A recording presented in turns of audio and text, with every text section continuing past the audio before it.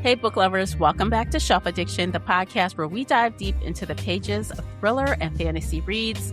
I'm your host, Tamara, and today we are covering the second of 4 books in the Four Horsemen series. But first, a quick heads up, if you crave the full visual experience and want to ditch the ads, head on over to Patreon. You'll unlock ad-free video episodes, exclusive after shows, and other bonus content. Spotify listeners, premium content is available there also.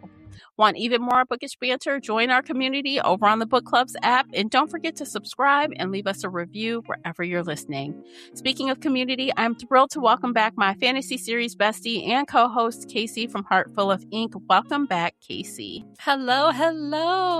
I'm so excited to be here today. Yeah, it's always a good time. We're gonna have the best time. I am ready. I'm ready for this. Are you ready for this? Like you said, as ready as I'll ever be. Okay. So y'all probably have a clue what you're in for. Okay, so before we get started, you can find the links for both of us, including how to follow Casey and myself and the podcast in general. So click around, do all the things. We appreciate you for doing that.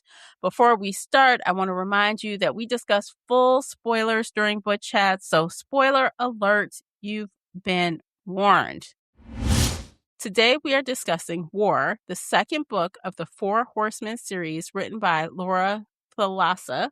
The book was published August 15th, 2023 by Boom Books, and the graphic audio was published by Graphic Audio. The paperback comes in at 544 pages, and the graphic audio is 13 hours and 9 minutes, y'all. Oof. And the graphic audio is, of course, narrated by a full cast. Casey, would you kindly read the synopsis? They came to Earth, pestilence, war, famine, death. 4 horsemen riding their screaming steeds, racing to the corners of the world. 4 horsemen with the power to destroy all of humanity. They came to Earth, and they came to end us all. The day Jerusalem falls, Miriam Elmhaldi knows her life is over. Houses are burning, the streets run red with blood, and a traitorous army is massacring every last resident. There is no surviving this, especially not once Miriam catches the eye of War himself. But when the massive and terrifying horseman corners Miriam, he calls her his wife, and instead of killing her, he takes her back to his camp. Now Miriam faces a terrifying future, one where she watches her world burn down, town by town, and the one man responsible for it all is seemingly indestructible husband. But there's another side to him, one that's gentle and loving and dead set on winning her over, and she might not be strong enough to resist. However, if there's one thing Miriam has learned, it's that love and war cannot coexist. And so she must make the ultimate choice, surrender to war and watch humankind fall, or sacrifice everything and stop him. Okay. So, first question out the gate before we even get to our usual MO. I am very curious. I know last time you did the graphic audio. Did you do that this time? I did not, because it was not available at my library yet. I had to physically read this book with my eyeballs. Sorry. No. I'm number 1 on hold. I put it on hold and I was like, it'll be ready in about 2 weeks. Okay. And I was like, I need this in the next 2 days. So I just rented the ebook and read that instead. You should have put it on hold right after we... I should have, but I wasn't thinking about it. Girl. Look, the library is a whole nother beast. Libby is like, you cannot count on that when you need something urgently. Not the week of. No. You really need to look at it like a month out. And yeah. I should know better, but this time I did not. Well, and I suffered for it. You said I got my lick back for it. I know better now. Yeah. I did listen to the graphic audio again, despite my scaredness of doing it. I said, I'll just give it one more go on graphic audio. And let's see, I started at 1.5 and I moved up to 1.8. And then I blasted the last 4 hours out at 2x. I'm like, I cannot. It's fine, but this shit was just moving too slow. So, yes. Okay, now back to our scheduled program. What did you think when you finished the story? Thank God it's over. Yeah. Thank God it's over. Thank God it's over. I was hopeful for this series and this book in particular. It met none of my hopes.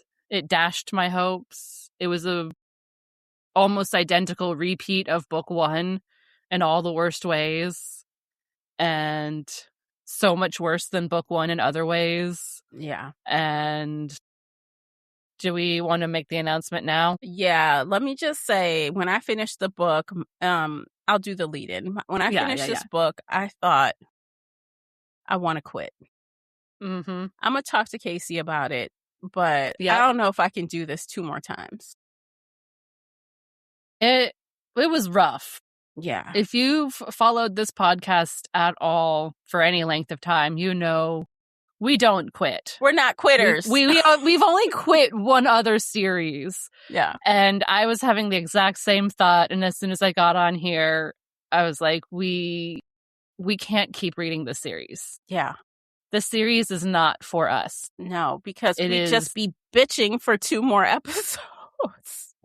We would. And that's not fun. That's not what we want to do. That's not how we want to run this podcast. No. And if this book had been better, then I would have been excited to finish the series. Yeah. But as it stands, I don't want to read the series at all anymore. Yeah, I concur. So what we have done, we have picked the next series, but it's a duology. Thank God. Thank Lord. Yes, it's 2 books. Oh, just 2 books. So we can get through 2 books. Even if it turns out to be a train wreck, it's only 2 books, not 4. Not 4.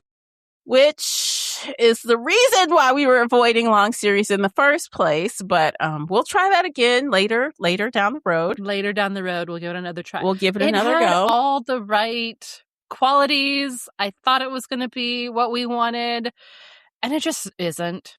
No. It's just not for us. Yeah. And that's okay. Yeah. You know, not every book is for everybody. Right. I think we are too liberal and headstrong to like these books. Yes. Those are good descriptions. Yeah. I was going to say angry feminist. But yeah, that too. Yeah. So what we're going to do is at the end, we'll tell you what we're reading next. So stick around, listen to this conversation. And at the end, we will share what we're reading next. But right now, it is not going to be any more of this. We have picked something new. We're not reading famine. No. Or death. No. They're gone.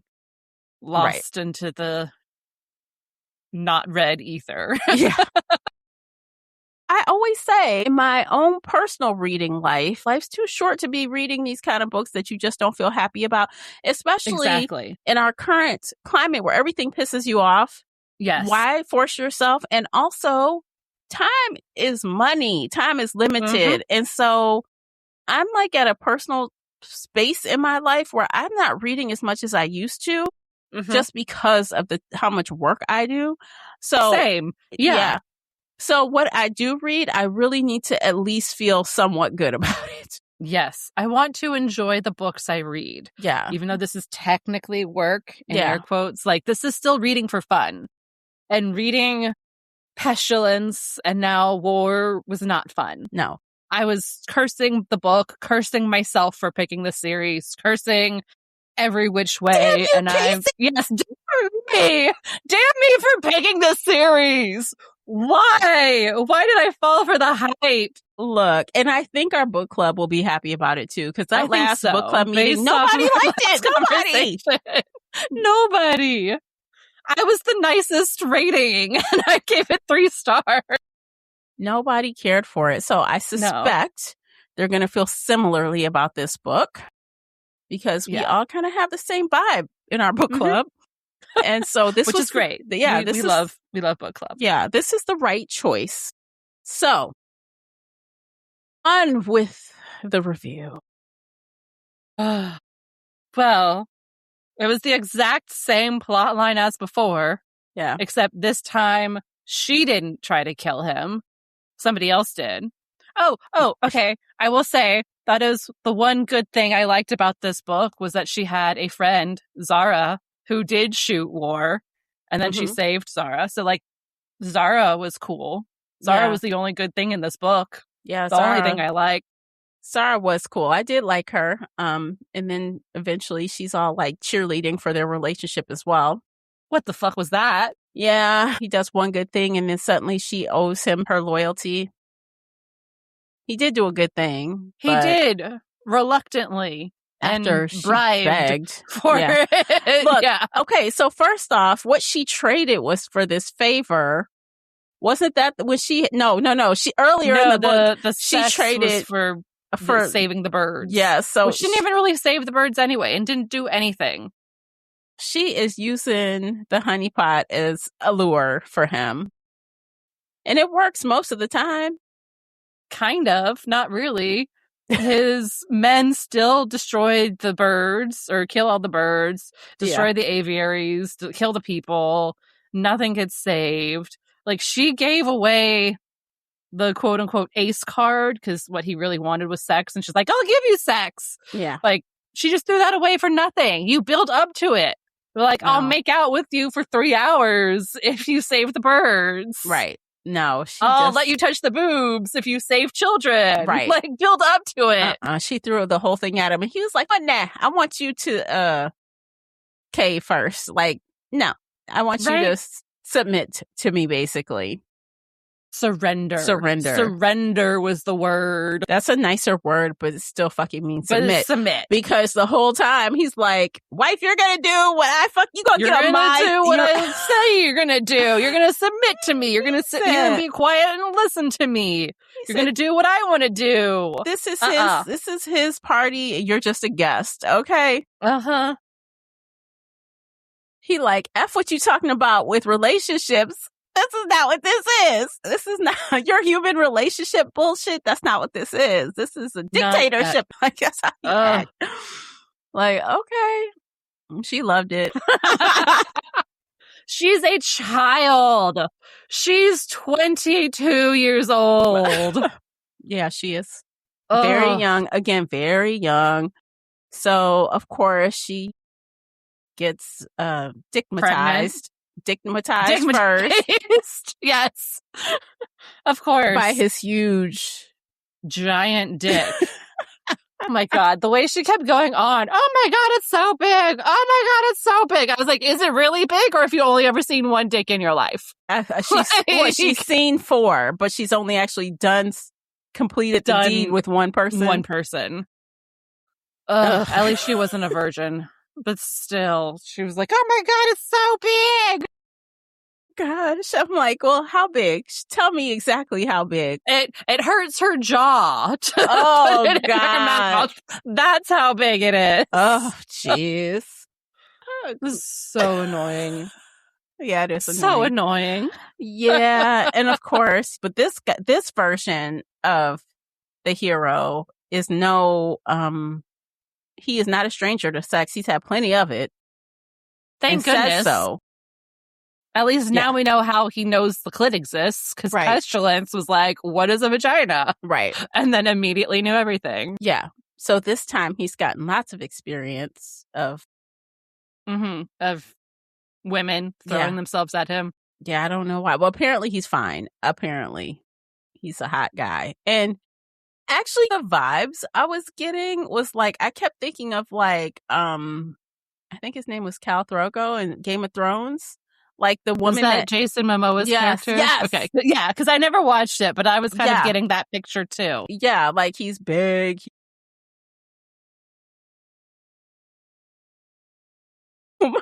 Onto the bed, but like really, over there. It should have been like a white British guy, because they do the most war, or start the most wars, at least in history.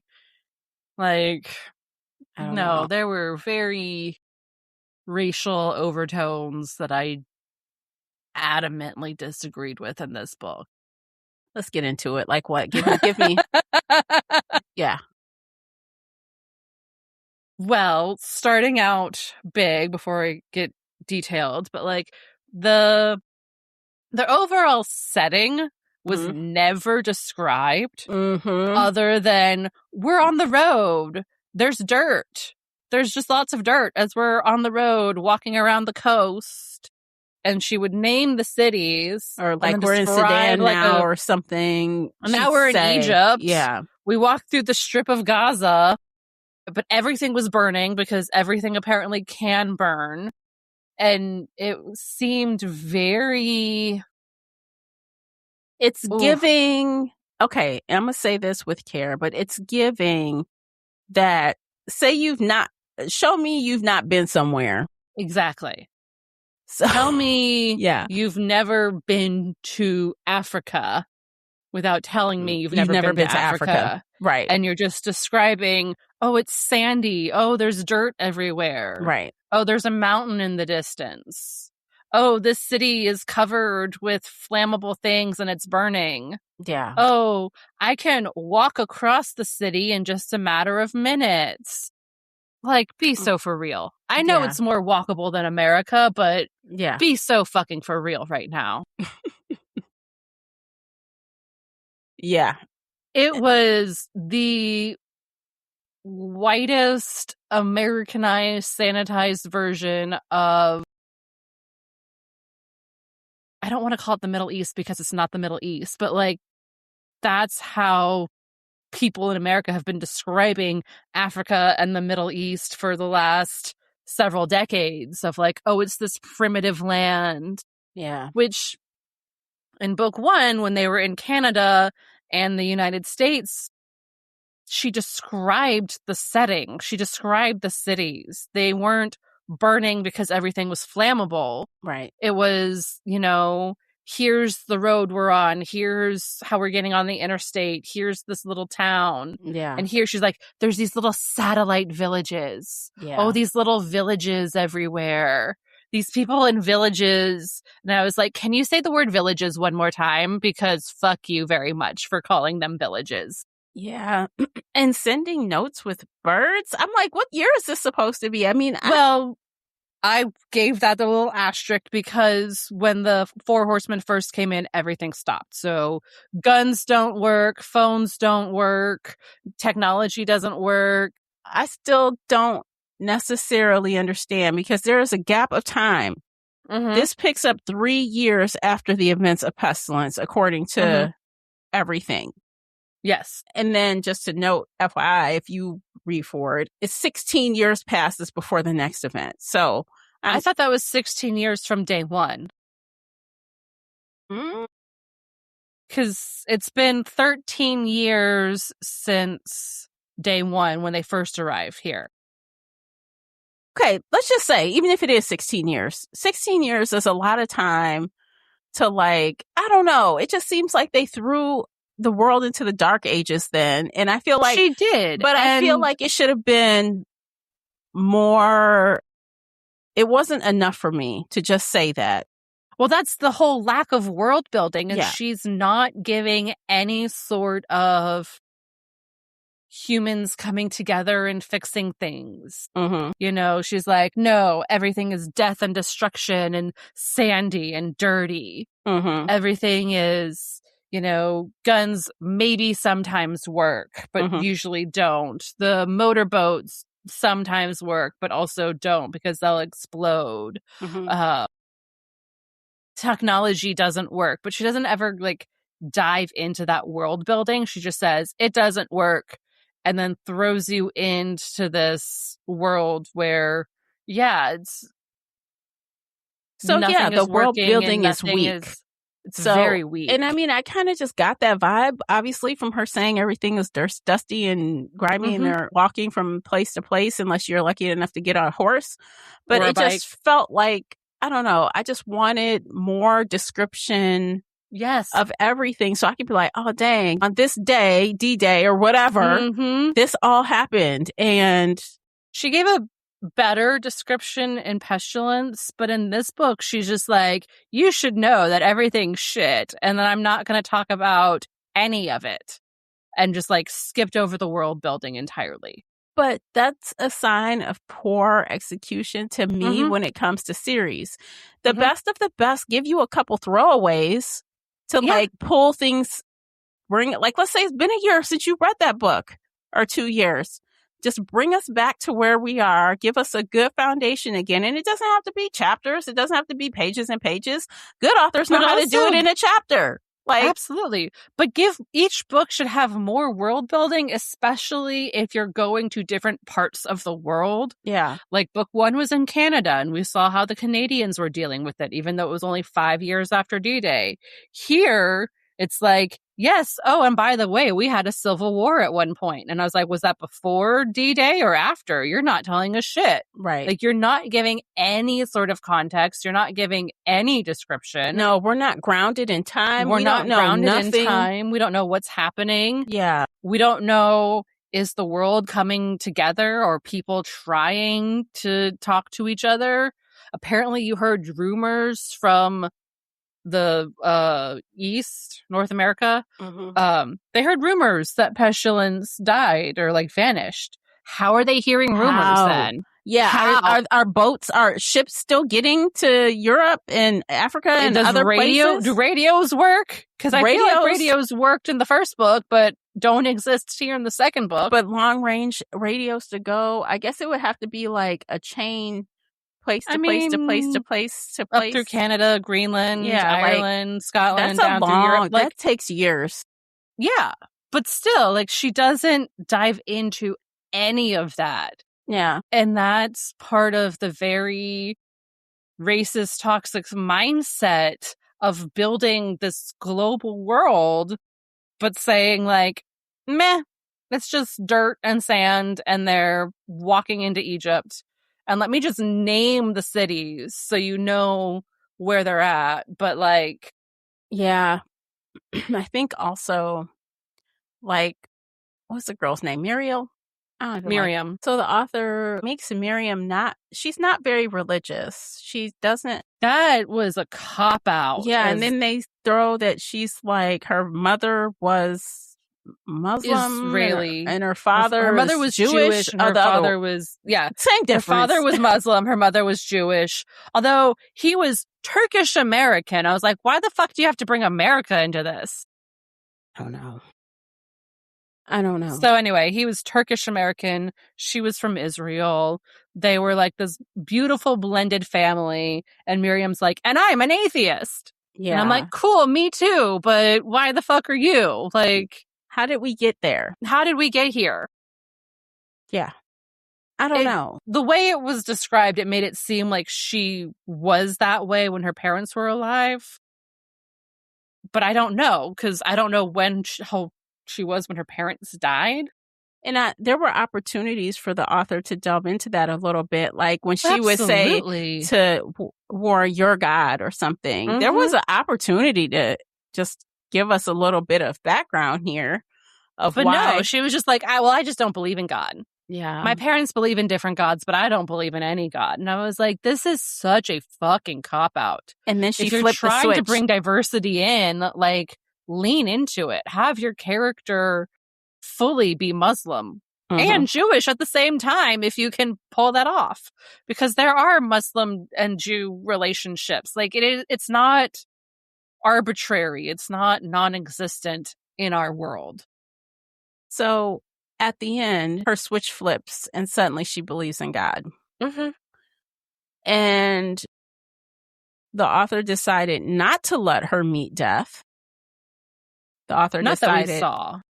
Well, we know he says she's gone already. So he didn't meet her in the middle. He met the other girl. Because she was dead. She died from explosion. But then, like, she has no memory of being on the other side or anything.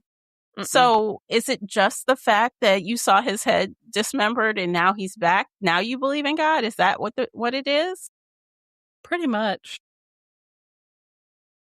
Also, this is the second time she's died, and she doesn't remember the first time either. Yeah, and I'm still, like, also not really clear on, okay, so this marking you have on your body that matches his. Somewhere on her neck. Yeah. It was not really described, but... But why? Why? How? Who put it there? What does it mean? God? Or maybe death. Oh my God. We don't know. Because War kept saying, like, God picked you for me. God picked you for me. God said you were mine. But how? When? But how? Why? When? It would make more sense if it was death, but death was also like, meh. But also, it's very strange because these men or other angels, demons, I don't know, whatever you want to call them, angels, fallen angels, whatever. They are so stuck on their task that they're supposed to be doing for God. But yet, God saved me this woman that's supposed to be like my mate, where I'm calling her wife immediately. And Instantly. just like immediately. And be my minion and follow me around and kiss my ass and do what I say. Oh my God. It was so annoying. Oh, I can't. And in return, I'll throw her some good orgasms with my tongue. There we go. Even exchange. At least he was good at oral. Like, if it was just penetration, I would have thrown the book across the room. God, but it seems not right. And the fact that how the author uses religion in this book just has me saying the word God more than I'd like. So arbitrary and inconsistent. And at least in book 1, they talked a little bit about like who God was. Here, there was no discussion. It was just like, yeah, he exists and he gave you to me and he gave me my sword and now I'm going to kill all humans forever and always. Yeah. That's it. Like, really? Yeah. Really? God wants every single human dead? At least War had the ability to see like good people from bad people to an extent. He took forever to finally use that ability. Yeah. First it was a catch-all. And then after she begged him to save a few people, her friend and then the kid. And then, of course, after she fucking gets pregnant, now he's like, well, I'll save all the kids. Yeah, of course. Of course. And then he's like, well, I'll save a few more people as well. And now I'll start using my skill to see like the really bad people from like the not so bad people. Like, which was dumb. Yeah. Okay, actually, let's take a quick break because I have more bitching to do. So much bitching. Yeah, and then we still have to rate it, and I want to talk a little bit about the graphic audio. So there's more things to do, and we will reveal what is next. So check out these commercials. By doing that, you are supporting the podcast. Feel free to click around, follow us, do all the things, and we'll be right back.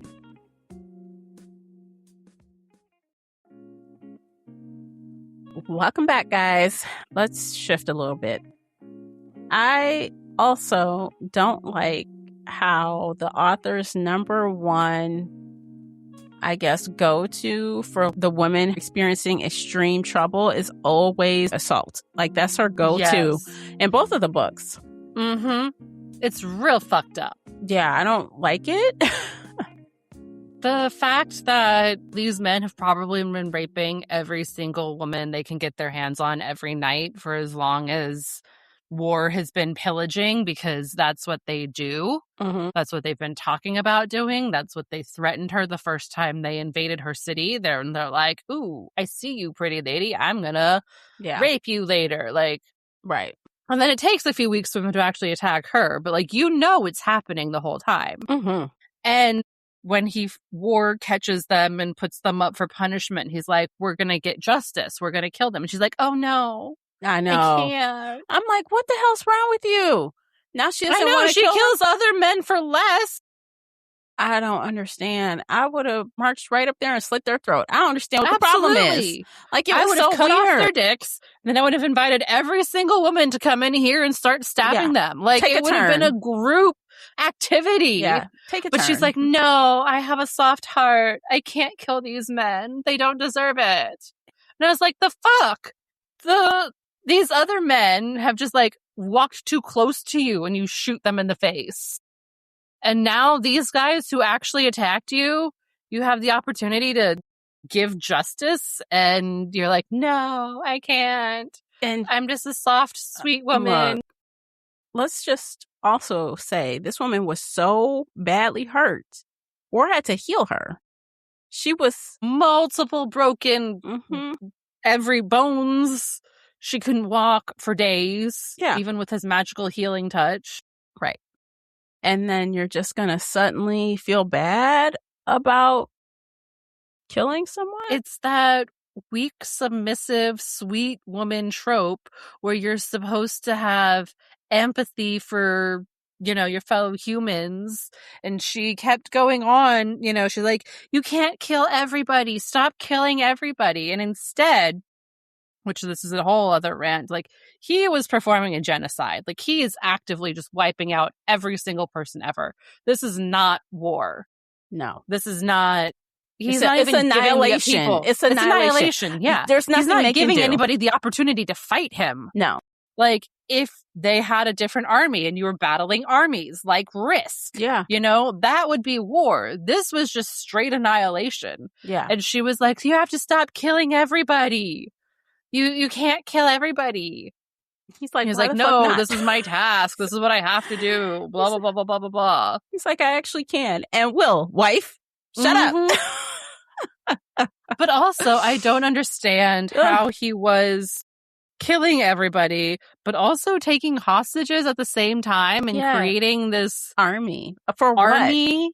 I don't understand why. Because he doesn't need the army. He can raise the dead, which is another thing that's like, okay, then what's the point of the army? You just kill people, raise them, and just kill more people. You don't need the army. Exactly.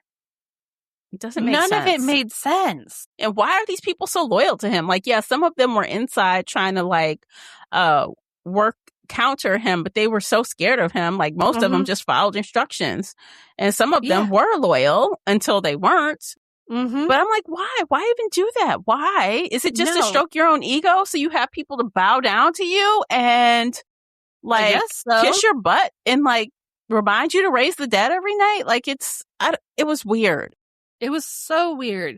This felt more like Death's book. I know it wasn't Death, but it was literally everybody is dying. Everybody has to die.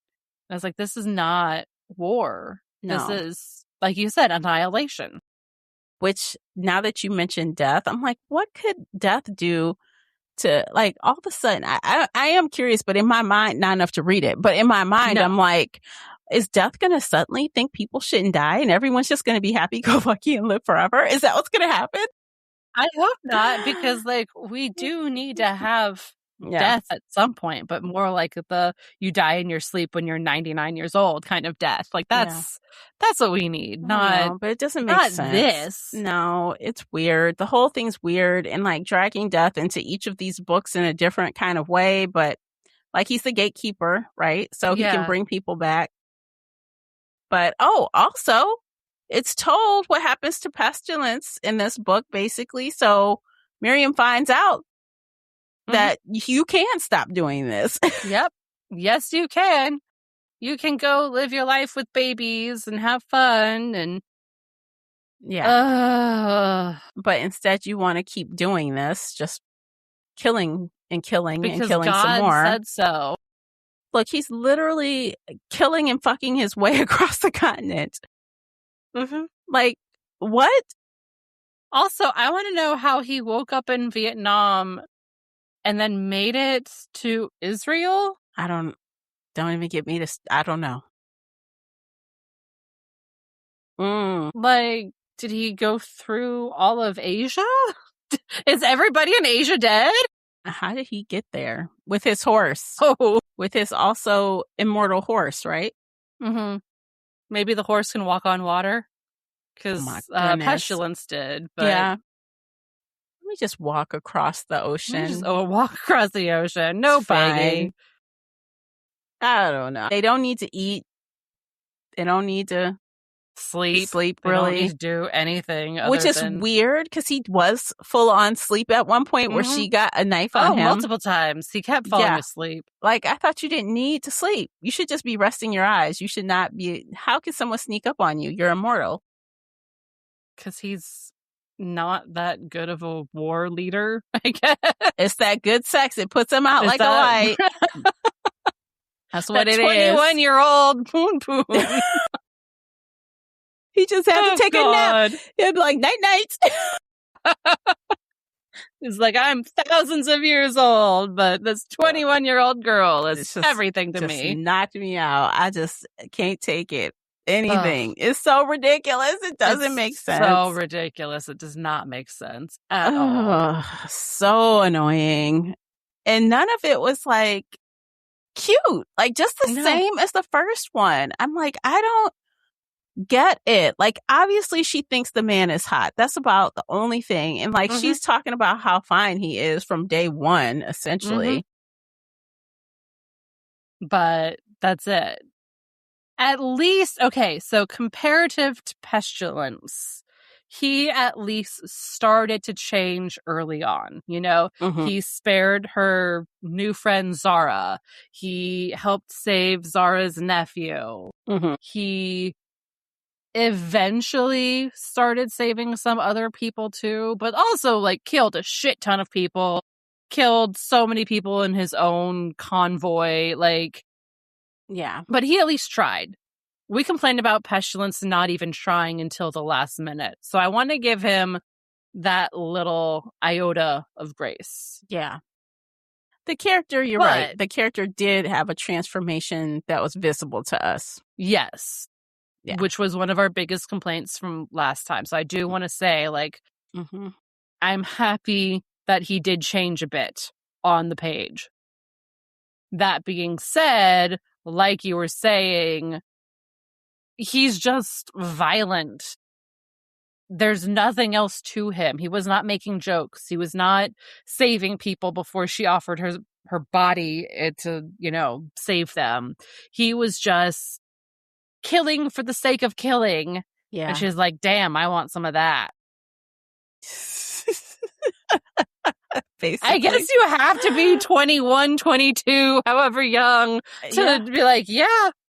And they're going town to town, and all she's doing, they're just having sex along the way. Like, they are carefree, and I don't know. Like, you're not going from town to town. It was so weird. It's like she really, and I guess that's one thing about her that is different from the first lady in the first book. It's like she really did know that she should hate him. She really did understand and really refused to admit that she was falling in love with him for the longest time, which I can appreciate that. Like, she thought she was playing him, although she wasn't. She thought she Not was. At all. Like, poor child. Girl, you tried. Girl, no. You try something, but you end up getting the one. He got you on the hook instead of the other way around. But she thought she was doing something. Not at all. Yeah, and like she knew, like she was telling him to his face, "I hate you." You know. Yeah, we might be sleeping together, but you still suck. She's got that, even though she was giving him lots of benefit of the doubt, same as the first girl, but. Still. But the first girl, book one, and the reason why I thought that it would be a better book was, like, she did try to kill him and stop him. This time, it was just, nope, I'm abducted. You're calling me wife. I'm going to verbally spar with you, but I'm along for the ride. Yeah, even when she had an opportunity to leave, Okay, so the first thing she did was when she had a knife up to him or whatever it was. And I'm like, do it. Yeah. Just do it. Yeah. He's not going to do anything to you. You might not kill him, but at least you'll prove to us that you really hate what he's doing. Yes. And then what happens? He just goes over and takes it from her. Like, she can't, of course, manage to do anything. I'm like, you little weak woman. Like, do something. Yep. Do anything. Yeah. And then, now, also, I could spot it from a million miles away that she was pregnant. It was so obvious, so quick. I'm like, you guys have been like banging like rabbits. Of course. Well, they talked about it at the beginning. She was like, oh no, what do you do for protection? He was like, what do you mean? She's like, don't you have babies? And I was like, oh, she's getting pregnant in the book. It's not even going to be an epilogue. It's going to be in the book. Yeah, and it was. So she gets pregnant, and then suddenly she is violently ill and all this stuff. I'm like, you are an idiot. And at least later she has the self-awareness to call herself basically an idiot. Like, she said she was dense for not figuring this out sooner. Yeah, and I was like, yes. Yeah, and then like she tries to leave him, right? Because she thinks there's no way maybe he might try to kill this kid. Maybe because at that point he had changed a little, but not enough for her to think that her child was safe from him. So she appears to try to leave, which felt half-hearted at best. And of course, he's there, like immediately. And he's like, you know, all of a sudden it's just everything falls a line, and she's like, "Okay, I'll come back. Okay, sure, we're fine, we're great." Problem solved. She was already thinking about going back, though. Yeah, it was like very before he weak. showed up. She was like, maybe I shouldn't run away. Yeah, I was like, weak. too late. Like, you're down the road, the dirt road. Look, and the thing is, I know these kind of books are supposed to have the happily ever after. Like, that's just the written rule. But I just feel like make them earn it in a way that isn't so That's not just like, okay, well, she's pregnant, so happily ever after at the end. Yeah. I don't know. And like, maybe not fall in love like so quickly. I don't know. And it wasn't insta love, obviously, because she hated him for a while. But on his half, it was insta lust. And for her too, it was lust. They were lusting after each other pretty damn quickly, which muddles love and lust. They don't know what the hell's going on. They're so like, you can't even figure out what's what when you're that deep into just having sex all the time. It very muddies the water, and not in a romantic way. It just felt like stupid. I don't know. Yeah. It was very toxic is one word for it. I love when it's done right. I don't mind a good, like, kidnapping kind of, or forced proximity, forced kidnapping, if it's done right. This was not done right because it was still very much... I think it comes back to the fact that she's just a child. And that's what, like, she's not fully developed in her frontal lobe. She's making all these dumb choices. There could have been so much better fighting between them, not necessarily like physical fighting, but she could have done more to fight him. She could have done more to stop him. As I was saying earlier, you don't give your whole body on the first, like, let's save the birds and I'll have sex with you. No, you save sex for people. You're like, okay, you know, I'll take my shirt off and you can look at my boobs. Yeah. If you save the birds. Right. And even then, again, he was like, I'll do what I can, but I can't promise anything. She's like, woo, I won. And I was like, bitch, you didn't win anything. You did not at all win. Yeah. Like, he won. And then he turns it around on you. He turned it around. He's not going to kill the birds, but his people are. So. Loophole. Yeah. And then the way he turns it around, like, she actually wants to have sex with the man. And he's like, no, not until you. Yeah, surrender to me and submit and all that bullshit. Yeah. And I was just like, oh my God, stop. Yeah. And then also, I don't know if the author thought this was supposed to be sweet and endearing, but I thought that him calling her wife instantly and continuously through the whole freaking book, even when she hates him, it undermines her agency. Like, he starts brainwashing her immediately with that. And that's not cute. No. Even if you think that's your wife, how about you keep it to yourself until maybe a little while longer? I like the very first time when he saw her on the road before he kidnapped her. Because I thought that was a good moment. But after that, yeah, he should have called her by her name. Yeah. And he should have done all these other things differently. And yeah, no, it was just really, well, it was demeaning and oppressive. And he's trying to force her to surrender and submit to him.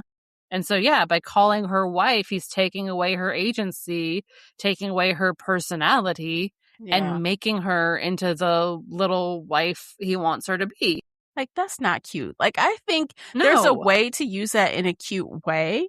Like Yes. maybe after they start full on sleeping together, or Yes. I don't know. There's a way to make that sexy where it's not this way. It's just the way the author utilizes that. I just did not like it all. Not at all. Ugh. Nope. Pass. Oh, so many complaints.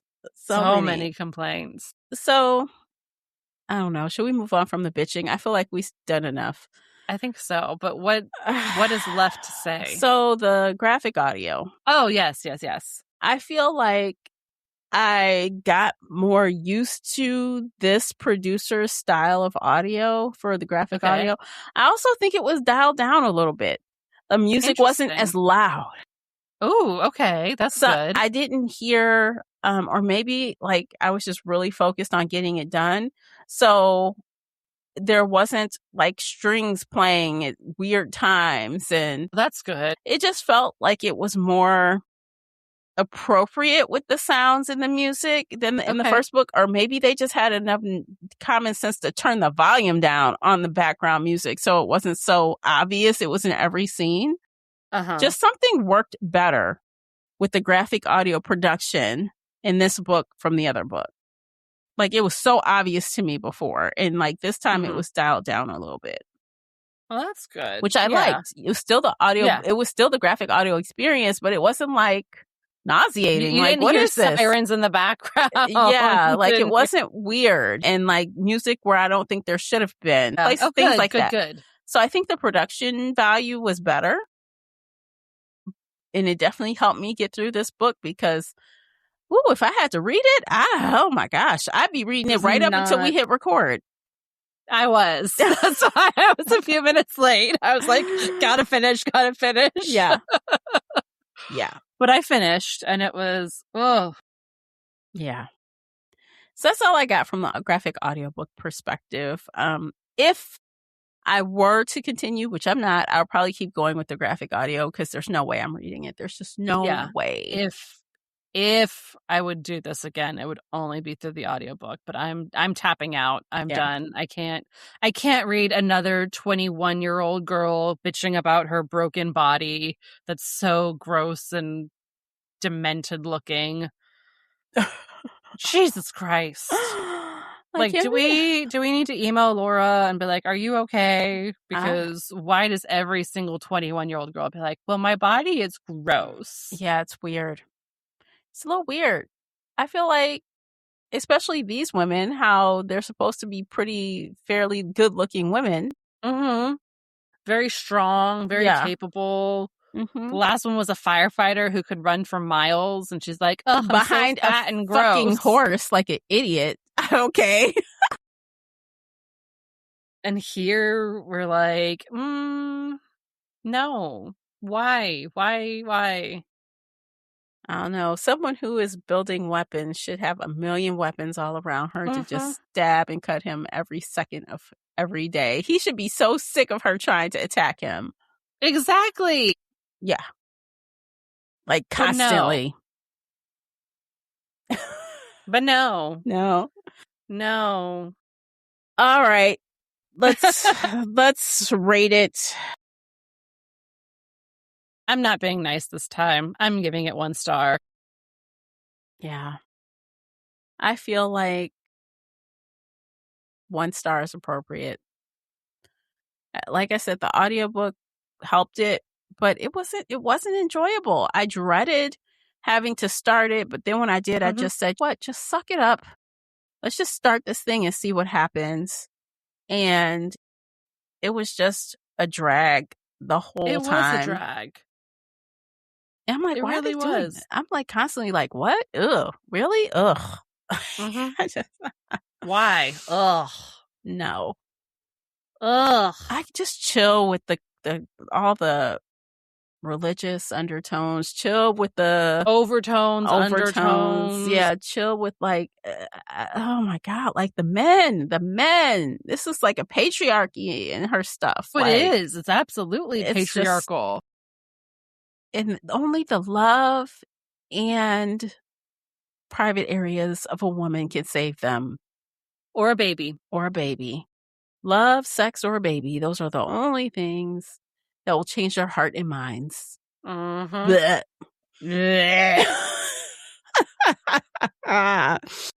This was the worst possible series for the both of us to read, and I am so sorry I picked it. Yeah. It was not, I did Forgiven. not realize that this was the route she was taking. Shit happens. We can never know sometimes. Yeah. But let's just cross our fingers and hope that I'm not apologizing in 2 months because anything could happen. No. Up next, we are going to read Holly Black. We're going to read a duology. What is it called? The Charlatan duology. I don't know. The Night of... The book one is called Book of Night. Yes. The Charlatan duology number 1. And yeah, this is a newer duology from her. The first book came out in 2022. I think that it's either going to be something we really like or maybe not. I think your history with Holly Black, you like her writing style. I like her writing style. I don't like her characters. Mm-hmm. So I read the Cruel Prince trilogy, the whole trilogy. I hated all the characters. The writing itself was really beautiful, and that's why I was able to finish it. But it was a hate read because I did not like the characters. I didn't like the choices they were making. I didn't like the plot line. But I can objectively say, like, she is a really good writer. So with that said, this can either be really nice for you or meh for you, or you're going to hate the characters again. And I feel like the book I read from her, and I do not have a lot of history with Holly Black. I only read The Coldest Girl in Cold Town a gazillion years ago when it was really popular. I just feel like some of the themes around this duology are appealing to me. I like the fantasy, urban fantasy vibe. I love that it's adults. I love that, again, adult for her could be a 22-year-old. I don't know. I hope not. I feel like, because she normally writes 18, 19-year-olds, like it's YA, but they're 18-year-old adults, like they're still teenagers. So I'm hoping that, like, because she's saying this is adult, I hope they're closer to 30. I doubt it. So Charlie is the main character. She's a low-level con artist working as a bartender. So I guess she could be a 28-year-old bartender. That's totally possible. Yeah. Even 25, 26, at least the frontal lobe will be developed. Yeah, can we not be college age? Let's just get out of college age. Out of college. So I don't know. I might have just having to eat my words in 1 month from now. Like, why the fuck did I do this? But it's only 2 books. It's only 2 books, and they're short books. Yeah. So we can get through it. We can power through real fast. There's no way we're quitting 2 books because we've read 2 books. So, yeah. So, again, Patreon members, you guys are getting a heads up because everyone else is going to be surprised at the end of the month. Surprise! Yep. Yay! Okay, I think that is it. What do you think? I think there's more I can bitch about, but I'm not gonna keep going. Yeah. I'm tapping out. Yeah, me too. We're done. Alrighty. Thanks for listening to the entire episode. Don't forget to like and share and subscribe. And remember, keep your TBR high and your spoilers tagged. See you in the next one. Take care of yourselves. Bye, everybody.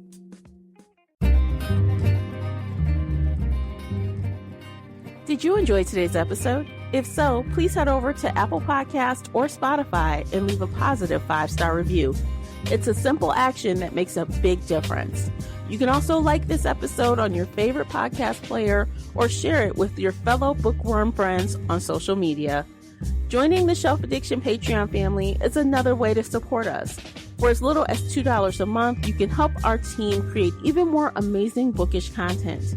If Patreon isn't your thing, consider becoming a supporter on the Spreaker app for just $5 a month and gain access to exclusive audio-only content. You can find me everywhere, including Instagram, X, and TikTok under the handle Shelf Addiction. Join our book club of the same name on the book club's website and app, where we discuss all things bookish and more in a safe space. The Shelf Addiction podcast is a part of the Nerdy Maven Network. Thanks for tuning in.